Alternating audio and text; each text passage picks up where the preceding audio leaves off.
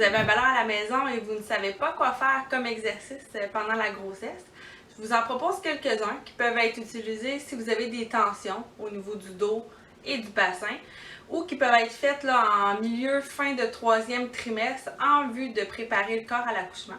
Puis certains de ces exercices-là peuvent aussi être faits quand le travail débute. Donc, c'est de soit amener son ballon sur le lieu de naissance où il y en a déjà pas mal de lieux qui en ont là, dans les maisons de naissance, les hôpitaux, des ballons, juste à le demander. Ils vont vous les sortir.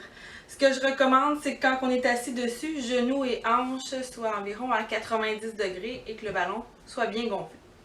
Un classique, c'est de faire des rotations du bassin sur le ballon. Fait qu'on peut y aller des petits ronds dans un sens ou dans l'autre.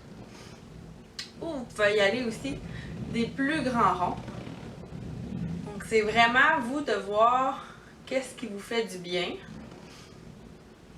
On pourrait aussi faire devant, derrière. Donc je pousse mes hanches en arrière, je ramène mon bassin devant. Ou je pourrais aussi aller de gauche à droite. Gauche, droite. Dans tous les cas, ce qui est important, c'est de pousser la tête vers le haut, toujours avoir une belle colonne allongée. On pourrait aussi faire des 8, donc aller d'un sens, dans l'autre. Donc c'est vraiment, vous y allez comment vous vous sentez, faites-vous confiance, ça dépend du bébé comment il est positionné aussi. On pourrait faire minimum 1 minute cet exercice, mais il y en a qui le font vraiment plus souvent, qui peuvent écouter la télévision en faisant des petites rotations de bassin. Là. Si ça vous fait du bien, il n'y a aucun problème. Ensuite, un qu'on peut faire avec l'autre parent, c'est de venir s'accrocher autour des épaules, autour du cou, de suspendre les bras, puis d'accoter votre face contre la poitrine. Je vais le faire ici avec ma poignée de porte. Fait que je me laisse suspendre sur mon partenaire et je peux venir faire mes mouvements gauche et droite. Si on est seul, ben on peut faire comme ça, sur un comptoir, se tenir ou une poignée de porte.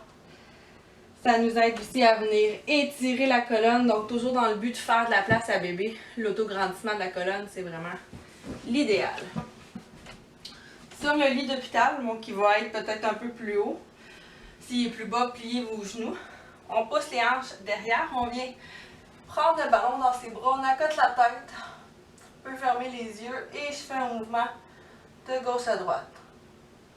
J'étire une jambe, je plie l'autre jambe. Je respire profond. Je peux aussi faire un mouvement de demi-lune. Dans cette position, l'autre parent peut vous faire des points de pression au niveau des doigts. Ou venir faire des points de pression dans le dos ou un massage dans le dos. Ça peut vraiment aider à tolérer un peu mieux les contractions. Ensuite, à 4 pattes, bon, je pourrais le faire au sol ou sur le lit.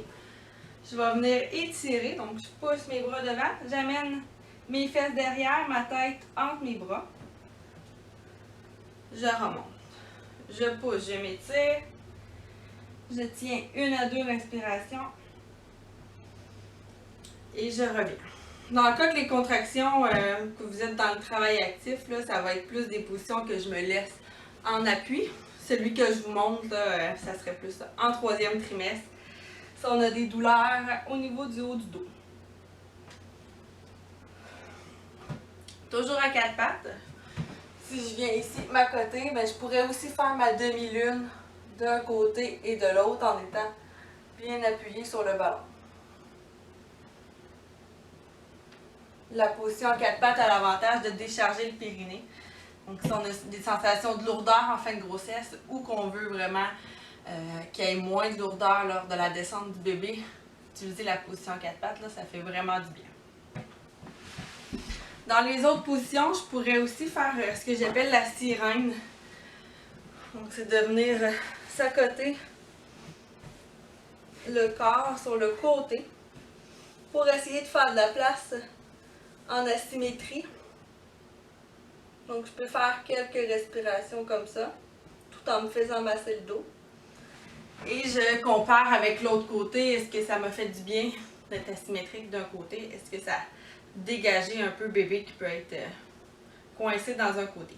Même chose au niveau de la symétrie.